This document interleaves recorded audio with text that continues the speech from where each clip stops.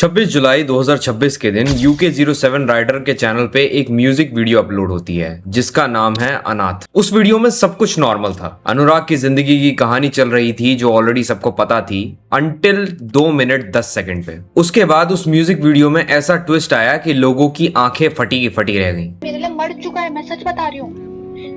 मेरे पास बच्चा है इसका, यही मेरी सबसे गंदा पाप है। एक के बाद एक ऐसे प्रूफ्स आए जिनको देख के लोगों का दिमाग फट गया। अनुराग की वाइफ रितिका, जिसके बारे में अब तक अनुराग ने ज्यादा बात नहीं करी थी, उस पे अब बात करा है अनुराग ने। इस म्यूजिक वीडियो में 2 मिनट 10 सेकंड के बाद सारी की सारी कहानी रितिका की ही थी। उसमें यह पता चला कि अभिषेक नाम के बंदे के साथ रितिका का एलिजेडली अफेयर था, वो भी एक्स्ट्रा मैरिटल अफेयर। वो भी तब जब रितिका प्रेग्नेंट थी अनुराग के बच्चे के साथ। Can you even imagine? Ritika साफ कह रही है कि अनुराग का बच्चा उसके पेट में है और ये उसकी सबसे बड़ी गलती है। और आगे ये भी पता चला कि रितिका का अबॉर्शन का भी प्लान था कि वो आगे जाके इस बच्चे को ही मार देगी। ना रहेगा बांस ना बजेगी बांसुरी। भाई मजाक से हटके ये सब सुन के जो दिमाग हिला है ना, मेरे दिमाग से ये सब निकल ही नहीं पा रहा कि एक इंसान की लाइफ में कितना ज्यादा किस हद तक दुख हो सकता है, वो भी बैक टू बैक। परिवार ने छोड़ दिया, फाइनेंशियली सफर कर रहा है, लीगल केसेस झेल रहा है, और जिसके लिए परिवार को छोड़ दिया अब पता चल रहा है कि वो लड़की भी इस पे चीट ही कर रही थी। व्हाट द हेल भाई, व्हाट द हेल। किसी की लाइफ में भला इतना ज्यादा दुख कैसे हो सकता है? जब अनुराग ने पहली बार इन सब के बारे में बताना शुरू किया था तो लोगों ने मजाक बनाया था। फिर उसका भाई कलम इंक आके प्रूफ्स देने लगा। पूरा इंटरनेट अनुराग के खिलाफ हो गया। इवन हमारे मन में भी डाउट्स थे कि भला अनुराग अपनी गलती थोड़ी बताएगा। मगर अब जब अनुराग सारी चीजें विद प्रूफ्स लेकर आ रहा है तो दिल सहम सा जा रहा है। बाकी चीजें साइड में रख के एक इंसान के तौर पे देखें तो अनुराग कितना झेल रहा है यार, कितना ज्यादा झेल रहा है। आप सोचो,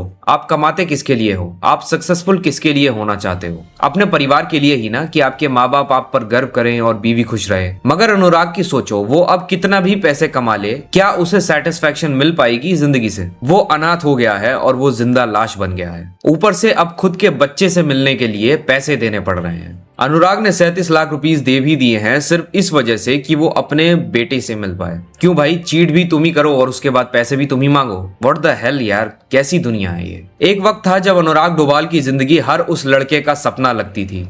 करोड़ की सुपर बाइक्स, लग्जरी कार्स, पहाड़ों में बंगला, मिलियंस की ऑडियंस, ब्रांड डील्स और नाम। जिस चीज का लोग सपना देखते हैं वो सब अनुराग ने अपनी मेहनत से हासिल किया। लोग कहते थे कि UK07 राइडर ने जीरो से एम्पायर खड़ा किया है, लेकिन जिंदगी की सबसे बड़ी सच्चाई ये है कि पैसा हर चीज खरीद सकता है बट अपने नहीं। सोच के देखो, एक इंसान जिसके सिर्फ एक इशारे पर हजारों लोग सड़कों पर उतर आते हों, जिसकी एक राइड देखने के लिए लोग घंटों धूप में खड़े रहते हों, जिसकी एक रील या एक ब्लॉग अपलोड होते ही घंटों के अंदर ही लाखों में व्यूज आ जाते हों,